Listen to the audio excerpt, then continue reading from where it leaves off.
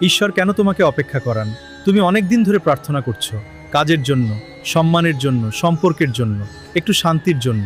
কিন্তু সময় যাচ্ছে, উত্তর আসছে না। তোমার মনে প্রশ্ন উঠছে, ঈশ্বর আমাকে এত অপেক্ষা করাচ্ছেন কেন? শোনো, যে বীজ আজ মাটিতে রোপণ করলে সে কি কালই ফল দেয়? কারণ মাটির নিচে একটা অদৃশ্য কাজ চলে, শিকড় তৈরি হয়, ভিত গড়ে ওঠে।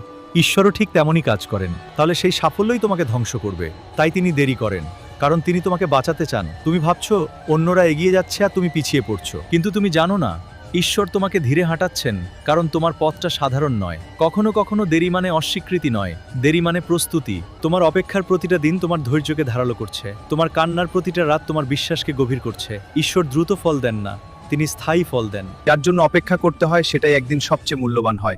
আজ যদি তোমার জীবন থেমে আছে মনে হয়, তা ভেঙে পড়ো না। হয়তো ঈশ্বর এখনো তোমার ভিত বানাচ্ছেন।